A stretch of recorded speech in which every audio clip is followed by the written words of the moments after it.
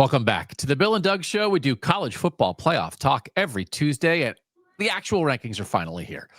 Doug Lesmerises and Bill Landis, the College Football Playoff Committee rankings will be revealed on ESPN, or as some of you who get YouTube TV know it as the big blank screen on your TV, will be revealed at 8 p.m. Eastern. It is currently 7:57 Eastern. We are 3 minutes away, Bill. And so we wanted to predict what we think the committee is going to do with the top 12 this initial week of the rankings. It is like the second most important one other than the final rankings, which are the only ones that matter.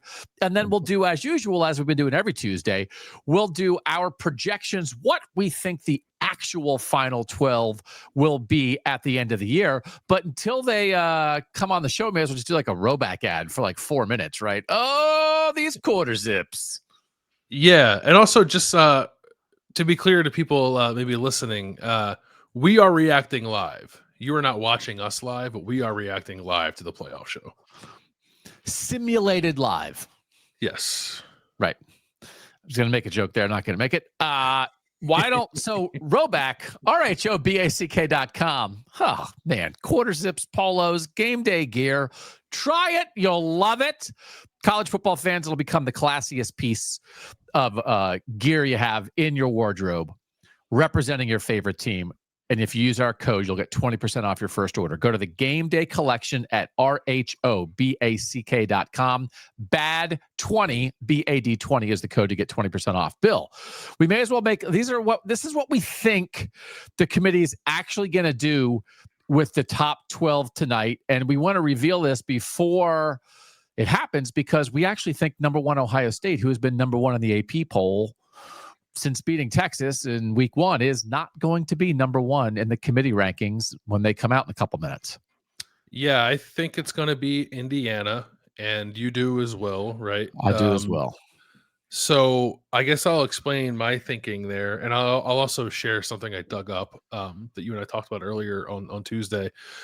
So like basically all of the metrics are pretty similar, at least the ones that we have access to, right? I know the playoff committee has access to different metrics, but I'm going to assume more or less what they're looking at looks like the stuff that we can access. When you look at Sure. EPA per play margin, success rate, all that stuff, whatever you're using to formulate your power ratings. I think Indiana and Ohio State are pretty close. In fact, I did see an early line today for a Big Ten championship game that had Ohio State favored by 3.5 on a neutral site.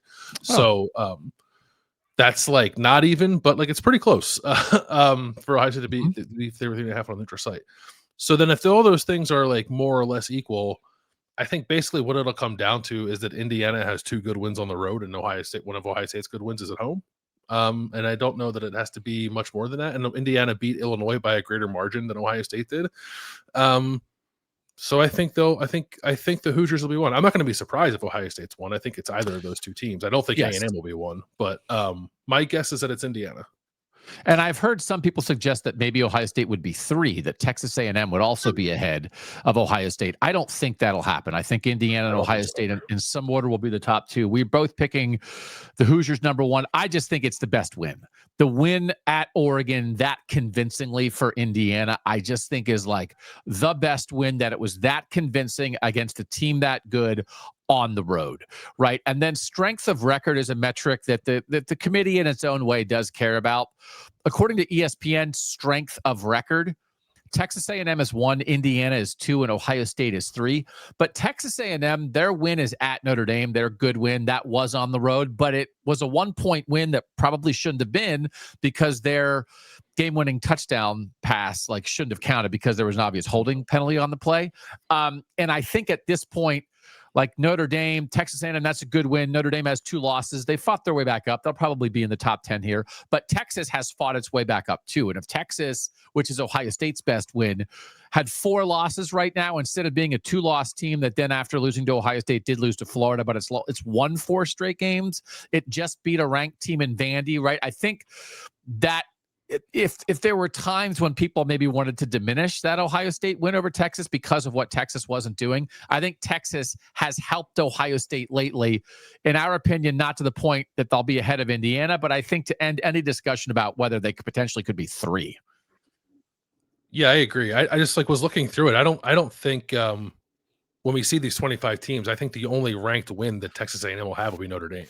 And Ohio State, I'm thinking we'll have 2 with Texas and Washington. Washington got into the AP poll this week. Washington will be in the back end of these top 25, which will help Ohio State against Texas A&M. Can I give the people what I looked up earlier about the undefeated champs? Please do. Undefeated reigning national champs in the playoff era. There have been 7 over the course of these playoffs at the time of the first playoff rankings coming out. And of those 7, only 2 of them, were ranked number 1 in the initial playoff rankings. It was Alabama in 2016 and Alabama in 2018. And a few of those teams, Ohio State in 2015, Georgia in 22 and 23, were ranked number 1 in the AP poll at the time, but were not ranked number 1 in the playoff rankings. Ohio State in 15 was number 1 in the AP poll, but 3 in the first playoff rankings. Georgia in 22 was 1 in the AP poll, but 3 in the initial playoff rankings. And in 23, they were 1 in the AP poll, but 2 in the playoff rankings. So when you have an undefeated national champ who is more likely to going to be number 1 in the AP poll, that has not always been reflected in the first playoff rankings. In fact, it has been reflected less often than it has the other way around. And I think that the thing that people should understand by now is that the AP rankings next week are going to change based off what the committee does. But often, maybe they don't understand this, because often the discussion is, oh, we shouldn't have preseason polls. Oh, the AP poll isn't very good. And it influences the committee. It doesn't influence the committee. You just showed it, Bill. It doesn't influence the committee. I don't think the committee spends 1 second looking at the AP poll. I would not. So, for instance, right now, Ohio State is getting 114 total first place votes in the AP and coaches poll combined. Indiana's getting 12. Texas A&M is getting 4. The committee doesn't care about that. So, as the season goes on, once the committee rankings come out, they start to look more similar, but it's because the AP pollsters, the AP pollsters are not ding dongs. They are busy, uncompensated individual team beat writers who have to get their ballot in by Sunday at noon.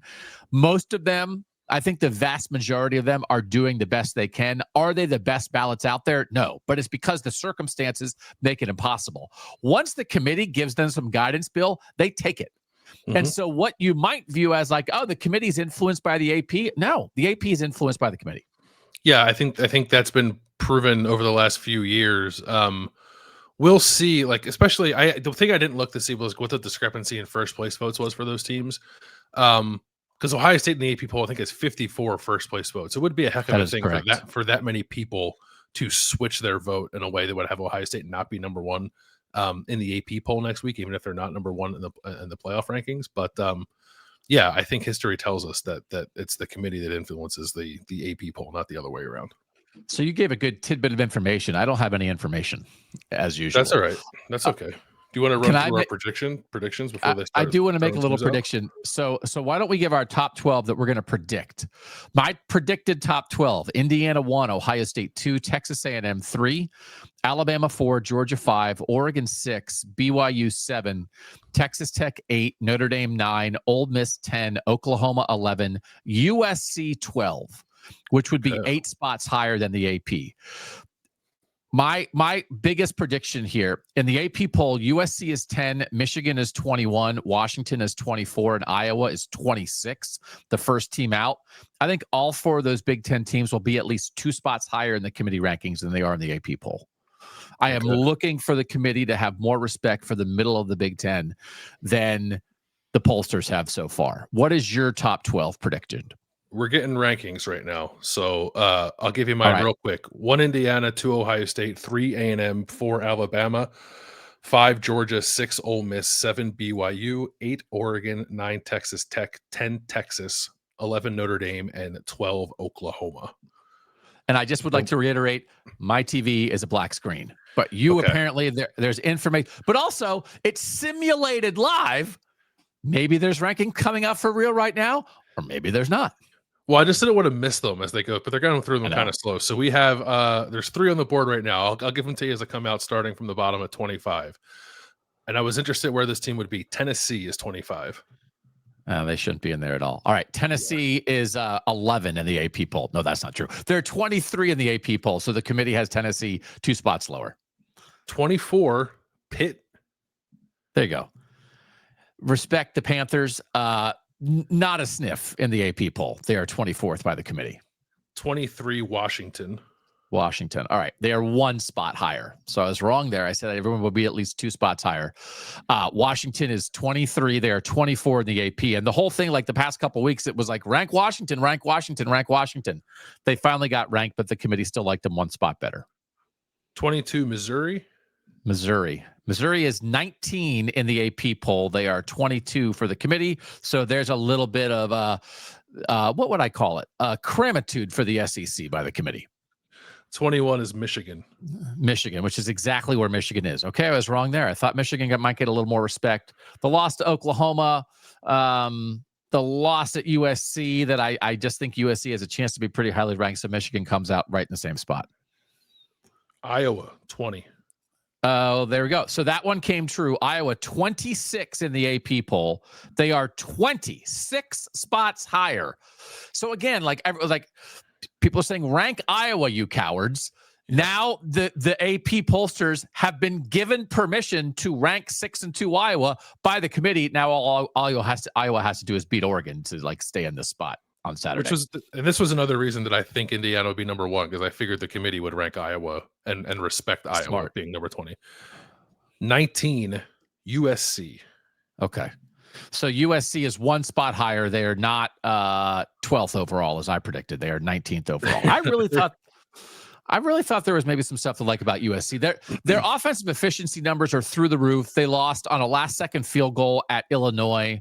That win over Michigan, I think, is really good. And the win at Nebraska just last week is a pretty solid win. So, like, for your 2 losses to be in a last-second field goal to Illinois and at Notre Dame, and with the metrics that would tell you that there are parts of USC that are as good as anybody in the country, I really did think they had a chance to be higher. So this means Oregon has remaining games against number 19, number 20, and number 23. 18, Miami, and 17, Georgia Tech. Okay. 18 Miami is the same. Georgia Tech is 1 spot lower than the AP. They're 16 in the AP. So we're going to talk about it. So when we're done with the actual rankings and analyzing what the committee actually did and what we think of that, we're going to do our continued projection down the line.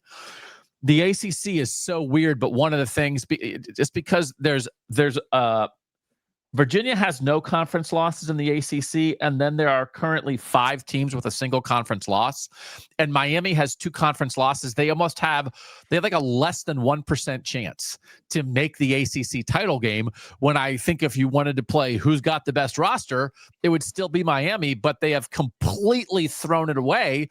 And so they could win out, go 10-2, get nowhere near the ACC title game, but like, is that going to get in the playoff? Probably not. They've probably already blown it, Bill. Yeah, it kind of feels like they have blown it. We're stacking some ACC teams here. So last I gave you was Georgia Tech at 17. Vanderbilt is 16. Okay, Vanderbilt is 16. That's 1 spot lower than the AP. Louisville is 15. 1 spot lower than the AP. Virginia is 14. 2 spots lower than the AP. And then I'm assuming we're done with ACC teams, because now we're getting into the Big 12. Utah is 13. Utah is 13. That's 4 spots higher than the AP. That is good. That's good for Utah. I thought they'd be lower than that. They're in a similar situation to Miami, though, where they've lost to the 2 best teams in the Big 12 in BYU and Texas Tech. BYU is undefeated in conference play. Texas Tech has 1 loss, right? But they play each other this week. But Utah, because it loses it has 2 losses and it loses every tiebreaker to BYU and Texas Tech, just needs a lot of help to get to the Big 12 title game. And how could a 10-2 Utah that doesn't make the Big 12 title game make the playoff? It seems very unlikely. It seems unlikely. Yeah, they're hoping for BYU to stumble this week and then to maybe lose to Cincinnati later in the year. We have both ends of Red River. Oklahoma is 12 and Texas is 11. Oklahoma is 1 spot lower. Texas is 2 spots higher than the AP. Okay. Yeah. So you were pretty good on Texas there. You had Texas 10. I did not have Texas in my top 12. I kind of whiffed on Texas there. Arch is playing better, man. Arch is playing better. He is. I mean, it's You know, I did my rants on Tuesday. If you're watching this, the Bill and Doug show simulated live, what kind of content do you want more than simulated live content? Simulated live. We may Us as well be reacting live to information you received at least an hour ago. well, starting next week, we're just going to ask you to not watch anything. We actually might be saved tonight, Bill, by the fact that people are screwed by both YouTube TV and Disney. They can't watch it. So we are living. I feel like there's a decent chunk of fans, especially Big Ten fans, who have said, God, I wish I lived in a world without ESPN, and now we have it. So here you are, and Doug and Bill are filling in the gaps for you. I'm just asking myself why we just didn't go live. in simulcast with the playoff show. Maybe we'll do that from now on. We don't edit. We don't edit anything.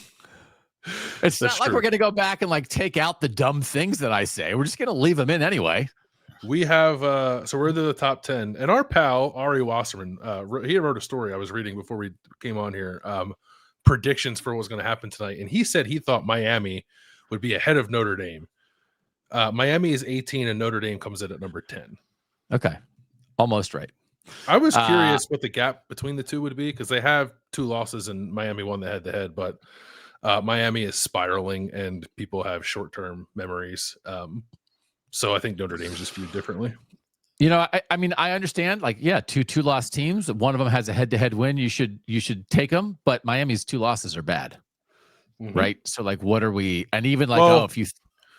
I don't know. I mean, Louisville and SMU are like still in the ACC hunt, but yeah. SMU is not in the top 25. Louisville's 15. So, all right. So Notre Dame is 10. That's where they are in the AP as well. And we have the Oregon Ducks are number 9. Oregon is number 9. That is actually 3 spots lower than the AP. That's interesting to me. I think this grouping of Oregon, Texas Tech, Ole Miss, BYU was going to be pretty interesting, because I think the top 5 teams are the top 5 teams: Indiana, Ohio State, A&M, Alabama, Georgia. But what order they decided to put Ole Miss, BYU, Oregon, and Texas Tech in, I thought would be maybe the most interesting thing we see on the show, and Oregon is last among that group. Yeah, because I think there's a lot of hollowness in the Ole Miss resume.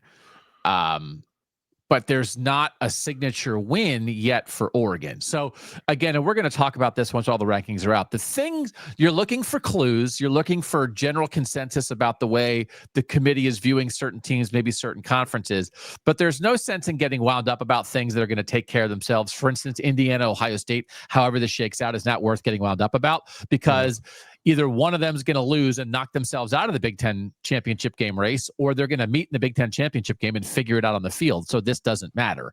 Right. Oregon is going to have a chance to move up. So maybe they're lower than the AP. They're lower than this grouping. And I think the grouping you said is a good grouping to think about. But as you also said already, they're going to play 3 ranked teams here at the end of the year. And if they win them all, they're going to jump. Yeah. And Ole Miss's work is like kind of done. They don't really have anything left that would like give them a boost. I think they just are where they are, and teams are going to jump them as long as the teams find until they lose to like a one win team. Until they lose to a 1 of 7. Sure, that's possible. So last I gave you was Oregon at 9, right? Texas, I got 6, 7, 8. So Texas Tech is 8. Okay, actually, that is one higher than the AP. They're going pretty fast here. BYU is 7. BYU is 7. That is one higher than the AP. Ole Miss is 6. Too high. One higher than the AP. I think that's wrong. I think that's too much. I think that's a misfire by the committee there. We have Georgia at 5. Yep. And I think this is the only suspense now is Ohio State, Indiana. Yeah. Bama 4, A&M 3. We're waiting on the top 2. Yeah. And now they're going to do a graphic, and they're going to, I kind of think maybe I would have a Reese Davis impersonation, but I'm not all the way there. ChatGPT, do a Reese Davis impersonation. Indiana's 2. Okay. So they stuck with Ohio State. All right. So the top matches the AP. It's one of those things where I've had an issue with the way the AP poll in general has viewed the middle of the Big Ten and the middle of the SEC. But when you were going through here and we were making these predictions, there's just not a ton of wiggle room. So the top 5 are the same. Committee rankings in AP: Ohio State, Indiana, Texas A&M, Alabama, Georgia.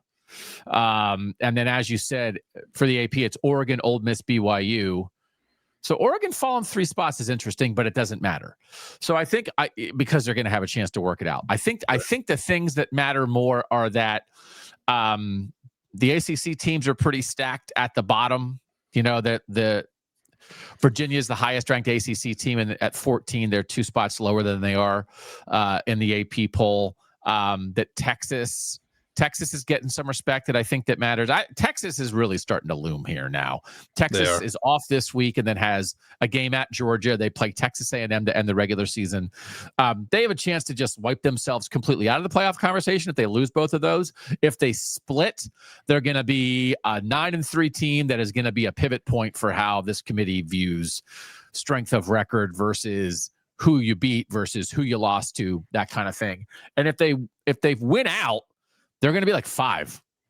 So, like, are they going to be in the SEC title game?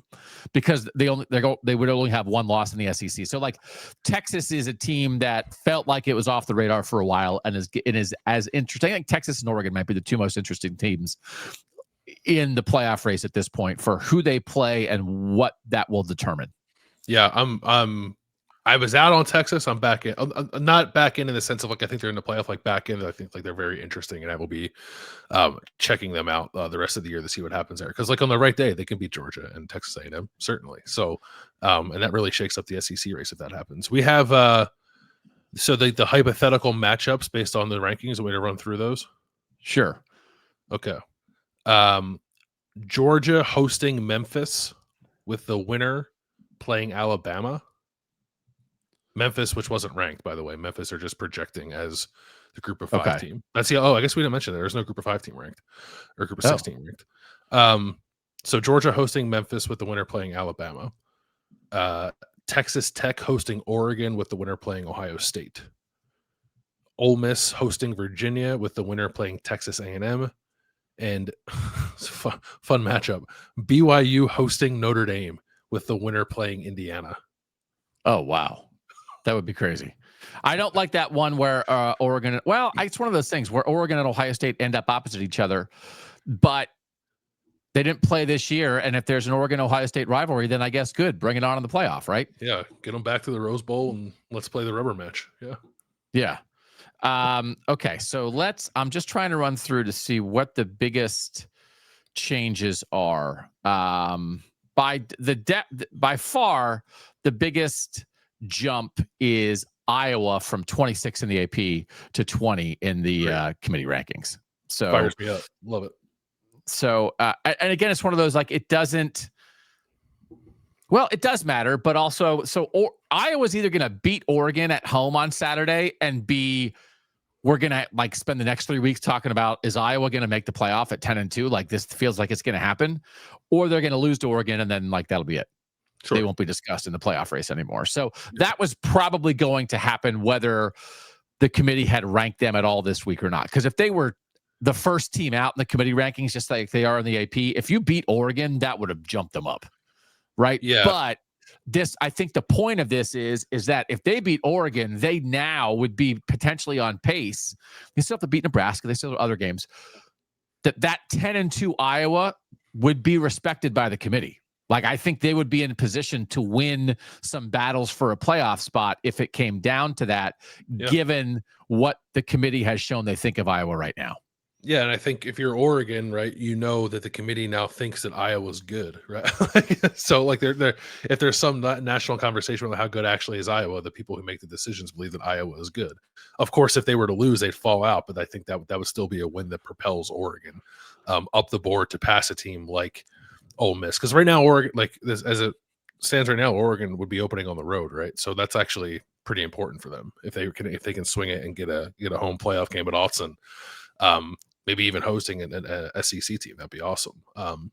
I was wondering, as like looking at it, and we're going to give our projections, like if they would actually make a ACC champ like go on the road, which I know they did last year, but Clemson was like kind of lousy as an ACC champ.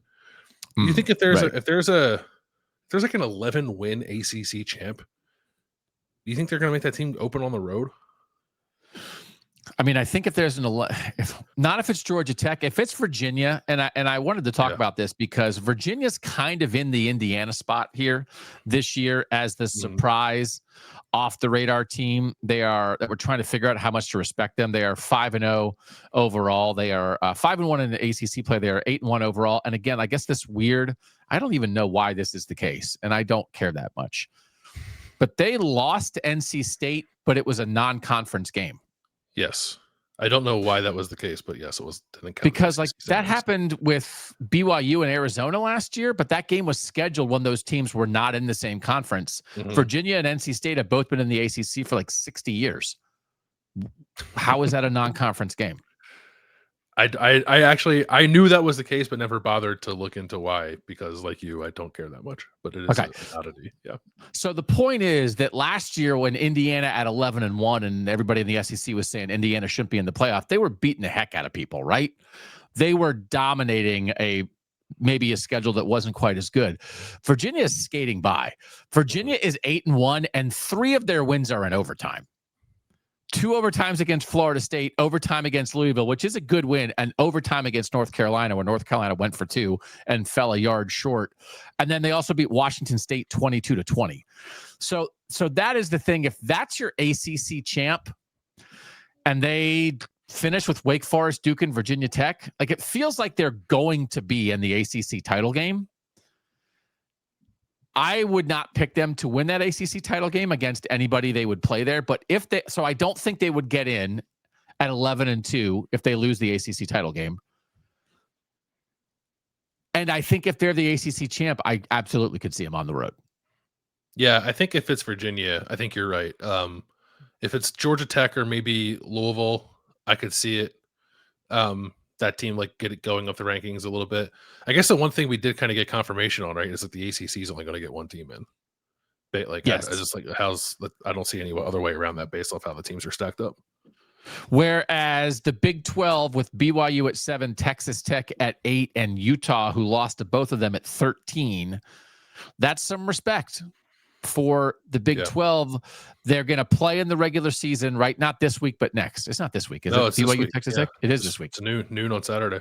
So BYU and Texas Tech are going to play this week. They certainly have a chance of rematching in the Big 12 title game. But with the respect that they're both getting here, you are certainly, it feels like maybe setting up the idea. And again, we know Texas Tech already has a loss.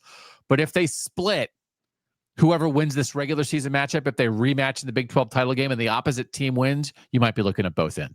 I think they can both get in. Yeah, I think they're both actually positioned pretty well. And like Texas Tech, especially with its schedule, if it's the winner this week, I think is in a great spot. And then BYU, as we mentioned, still has to go play at Cincinnati, but also that game lost a little bit of its luster, I guess, with how Cincinnati played against Utah this week. I still think Cincinnati's good and can beat BYU at home. So BYU's got the tougher road to get to the Big 12 title game. But both, I think, in excellent shape to kind of get there no matter what happens this weekend.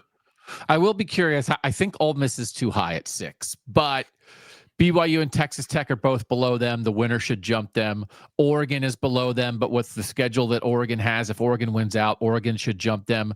If Texas beats Georgia, even though Texas has 2 losses and Ole Miss has 1, I could see Texas jumping them.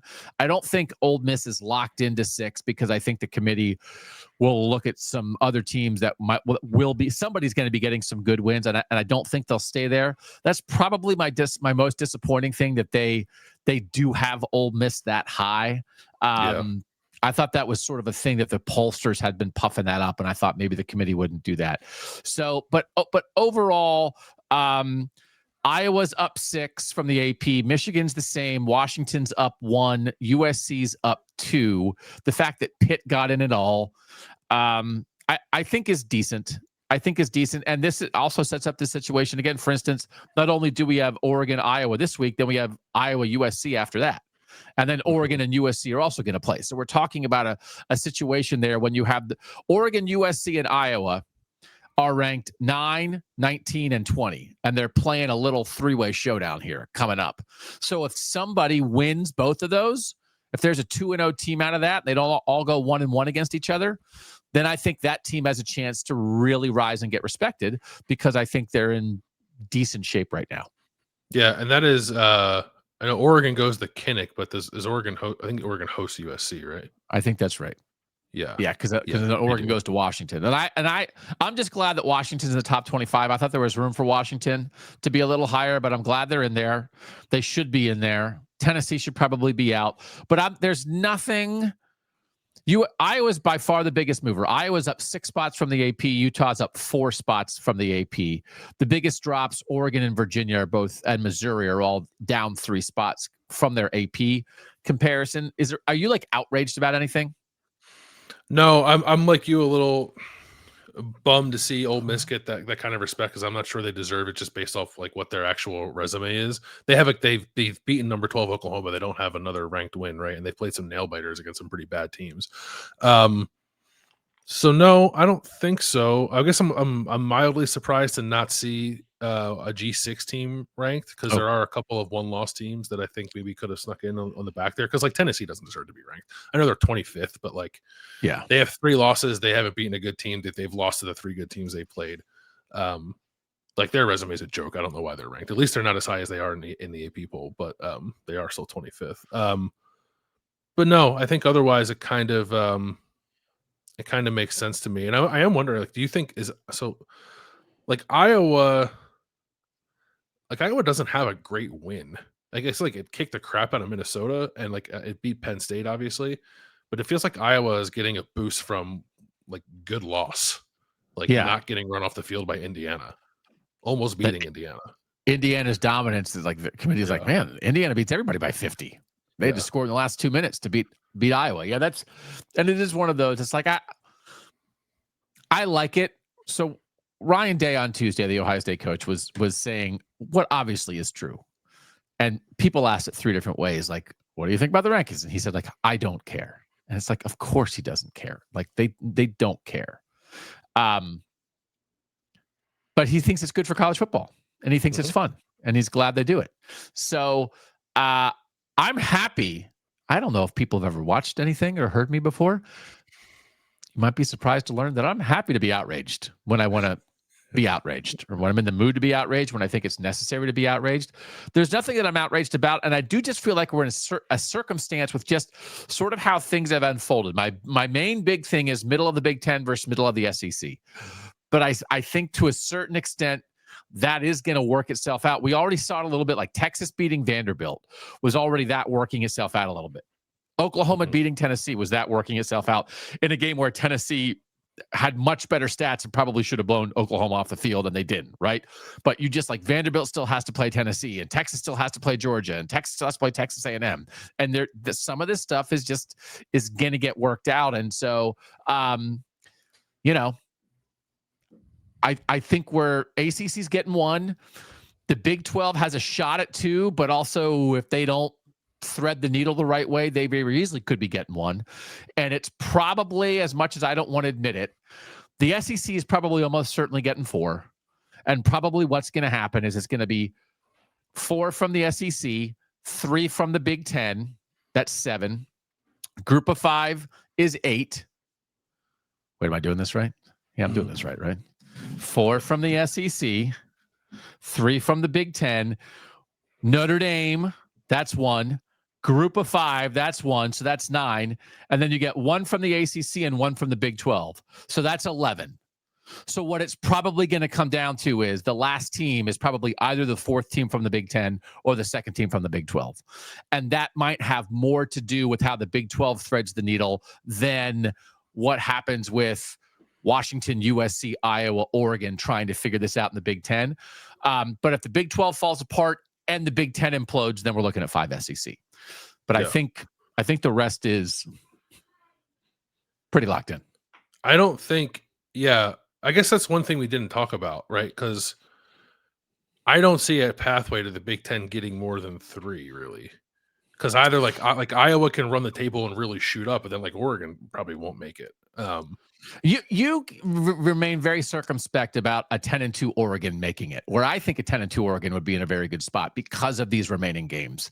And if they lose to Iowa or lose to USC or lose to Washington, but they beat the other 2, I think they could be in a pretty good spot. And whereas you seem even concerned that they would be like in very much trouble against a certain 9-3 SEC teams. Yes, I think so. And one other thing that seems apparent here, and you can tell me if you disagree. I don't know that Michigan, even by beating Ohio State, potentially could jump up high enough to get in. They're at 21. Yeah, that might be true. Now, the thing that also is true is that they throw out the rankings and like contradict themselves. And if they are just super impressed by Michigan beating the number 1 team in the country, they can just jump Michigan from 17 to 8 in a week, and they'll just do it, right? Yeah. So, so I think that remains true. I do think, again, like to the Oregon point, Oregon has 3 ranked games left. So they don't have a great win right now because their double overtime win at Penn State fell apart. But a 10-2 Oregon team would have presumably losses to 2 playoff teams and 2 ranked wins, right? And then some other games where they just beat the snot out of people. So I think that could be a pretty good spot for Oregon. Yeah, they're probably I probably shouldn't be too worried about that. Obviously, if they have 3 losses, they're not going to get in. But if they keep it to 2, I think they'll be fine. But I think for the Big Ten, so the Big Ten has Ohio State at 1, Indiana at 2, Oregon at 9, USC at 19, Iowa at 20, Michigan at 21, and Washington at 23, right? There had been, even in the polls, a couple. Iowa's still not ranked in the polls. Washington was only ranked in the polls this week for the first time. Like that just even that scooching up slightly of the Big Ten, I think matters a little bit, that at least they're like on the committee's minds. I think matters. Yeah. No, I think they're going to play each other. They're going to play each other. Right. No, I think it matters. And like clearly the Big Ten and the SEC are the 2 best leagues, but there was a world where the back end of the rankings, probably, I guess, like maybe wouldn't have included like Iowa and Washington, right? And then I don't know who takes those, or maybe like Tennessee's higher, or I don't know, some crappy 3-loss SEC team that I'm not thinking of would have slid in there, or maybe there's a G6 team that takes a Big Ten spot. So there is respect for the Big Ten in a way that definitely matters. Yeah. All right, so let's do what we've been doing every week here on Tuesday, because we've been secretly conditioning you to watch this show on Tuesdays. Bill, do you think the people figured it out? We're like, man, these guys kind of put up this show on Tuesday evening where they talk about the playoff. They've been doing it for 8 weeks. Why are they doing that? We got you. Ha ha ha. You're here, aren't you? You're here. But this is what we project is actually going to happen at the end of the year. And we do move it around from week to week. I'll be curious to go back and see, like, in which week were we the most correct. And I will not be at all surprised if it's like week 2. And then as the season unfolded, we got dumber and dumber. So why don't you go ahead and give what you actually think the 12-team playoff will be on Sunday, December 8th, or whatever it is. Okay. I have Ohio State 1 as the Big Ten champ, Texas A&M 2 as the SEC champ, Indiana 3 as the Big Ten runner-up, Alabama 4 as the SEC title game loser. Then 5, I have Georgia. 6, I have Oregon, because I kind of think they're not going to lose again. Texas Tech, I have 7 as the Big 12 champ. I have Louisville 8 as the ACC champ. I'll keep that as is for now, but seeing what we saw today, like that, maybe the ACC champ's not going to be getting a home game. Ole Miss 9, Notre Dame 10. I have BYU in as a second Big 12 team, so that is Texas Tech winning this week, rematch in the Big 12 title game, and Texas Tech wins there too. But BYU is an 11-win team with 2 losses to Texas Tech.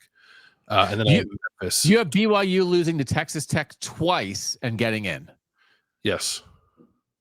Okay. Now, one of the things that would matter there, and you did this before the rankings, is that they respect Utah so much. That's a good win over Utah for BYU.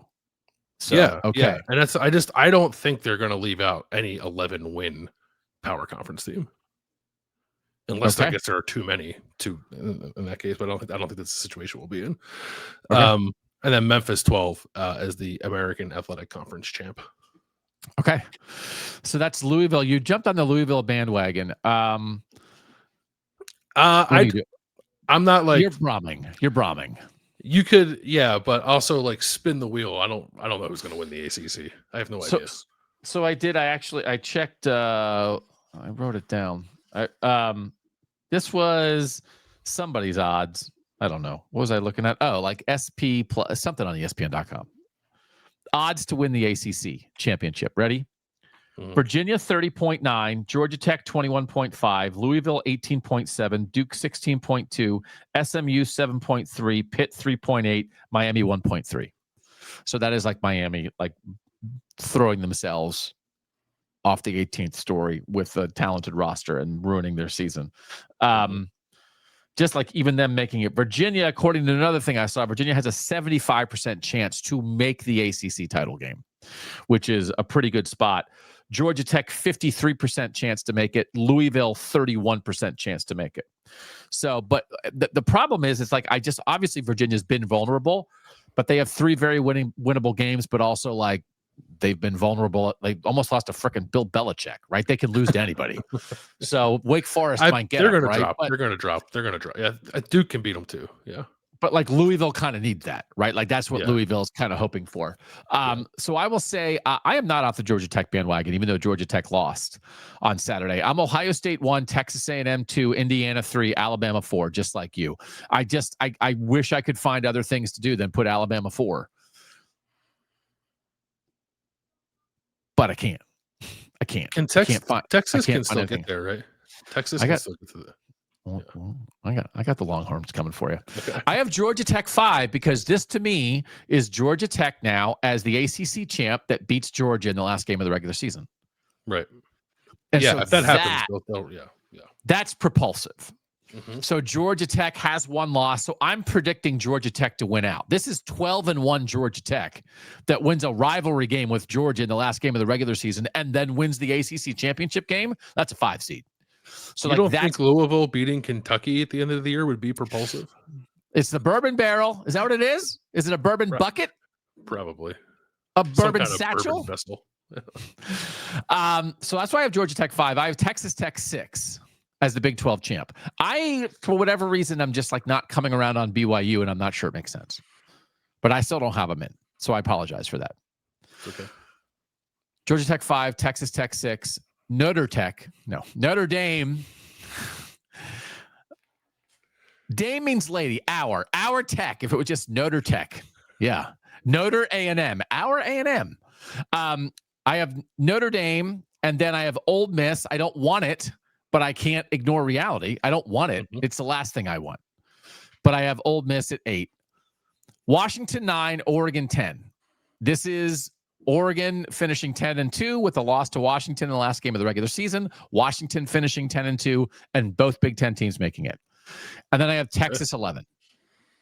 Texas 11 and South Florida at 12 as the Group of 5 team. So in this scenario, I have 4 SEC teams, 4 Big Ten teams, and 1 each from the ACC and Big 12. So that's how I do that. And again, like this is Texas Tech with a win over Georgia. I don't know. It's probably actually in my scenario that they're this low and that it's not a win over Texas A&M. So that's 9-3 Texas.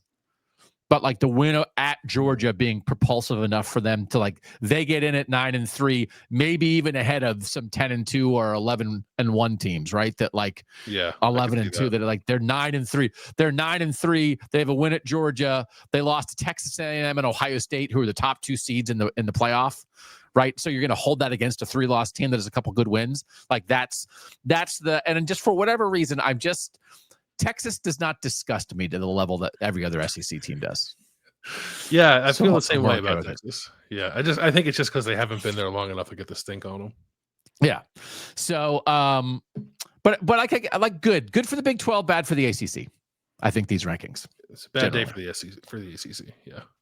But they knew that. They knew that the minute that Georgia Tech Miami lost, they're like, oh God, this is not good. And then Dabo, did Clemson lose last week? Yes. And then Dabo was like yelling at his players and they were making faces at him. And he was like talking about how he needs to listen to his instincts more or whatever. And it was like, I don't know, man, because feels like your instincts have kind of been for turds for like 4 years. So whatever, bro. Yeah, they Clemson's lost 3-5. to Duke. They play. Oh, this is funny. I think they were talking about this on the Cover 3 podcast. So like there was all this hoopla in the offseason about Clemson and Florida State and TV rights and them getting more money because they're the big dogs in the ACC. Their next game, they play each other, and the ACC put that game on the ACC network. They are Florida State and Clemson are a combined 7-9. They are 3-8 in ACC play. Let us out! Let us out of the ACC! We want to be free! Oh my God. How embarrassing. My instincts. We should. And also Bill Belichick is 1-3 in the ACC and is 3-5 overall. Man, the bottom. What is happening? Okay. Go Pitt. Pitt and Louisville. That'd be fun. And I do like Georgia Tech. I like Haynes King. I can't help it. I like Pitt to cut can run Georgia the table Tech's and get jib. to the ACC game, right? Georgia Tech? Yeah, I think they. Pitt. Pitt. Georgia Tech, Miami, Notre Dame. Just run the table. Pitt. Like again, talking about like teams that like the most interesting finishes to the schedule in terms of like what really what matters for the playoff, not just for themselves but for everybody else. Pitt's up there too. So yeah, like they only have 3 games left. They're off this week. Then they host Notre Dame at Georgia Tech and host Miami. And I think that game for Notre Dame, I mean, unless you think Navy's going to do it, is probably the most likely loss for Notre Dame, and that's a spot. Pitt has a chance to create an extra playoff spot because I think this other thing these rankings tell us, where was Notre Dame? Were they 10? 10. Like they're good. I don't think they're going to go down. So I think like if they win out, they're in. If there was not that I think anyone had much doubt about that coming into tonight, whether you like that or not, that feels like where it is. So someone's got to beat them or Notre Dame's in the playoff. And who's going to beat them? Maybe Mason Heinchel. There you go. Yeah, I thought I think a couple weeks ago we had a conversation about Notre Dame and if they could find themselves in an uncomfortable position relative to Miami for a playoff spot, but clearly that's not going to happen. So yeah, I think as long as they win, they're in. Because it's interesting because it's like, well, your resume's lessened by Miami's second loss, but also Miami's second loss has now put a team that beat you 8 spots behind you. Mm-hmm. So it's like, okay, lessen the resume all you want. Like we kind of wiped away a competitor there. So right. Notre Dame's in good position until they get to face the mighty Pitt Panthers. All right, so maybe we'll do this. You're thinking we should do this live? Yeah, maybe we'll just do it live next week as the show's happening. Yeah, that's true. Maybe this carriage dispute will be over by then, and I will be able to turn my TV on. I really thought Monday Night Football was going to get us there. I guess I was wrong. And then I really thought like Kirk Herbstreit, Reese Davis, and whoever else they threw up there sitting around a coffee table, chopping it up about things that actually don't matter would get us there. And that didn't happen either. So anyway, all right. This was better anyway. You guys don't need that. Keep it going, YouTube TV. Drive folks to the Bill and Doug Show. This is the greatest thing that ever happened to us. We don't have any carriage disputes. Look at us. We get along with YouTube. Great. Look how good we're getting along with YouTube. They barely know we exist, and we put a show up there. I don't know, Joe. I could do it. I could do a dance if you want. Okay, that'll do it. Thanks to you guys for being here. We'll do it every Tuesday. We'll chop it up, see what's what, talk about the playoff, give our predictions. Like, subscribe, tell a friend about the Bill and Doug Show. Wednesday on Substack, on our Ohio State Substack, BillandDougOSU.substack.com. We'll be re-ranking our top 22 Buckeyes of the season so far, talking about the Heisman race a little bit, doing a little what you're watching, what you're eating, what you're thinking. Ohio State Purdue picks on Thursday on this feed, podcast and YouTube. National picks on this feed, podcast and YouTube on Friday. For now, he's Bill Landis. I'm Doug Lesmerises, and that was the Bill and Doug Show.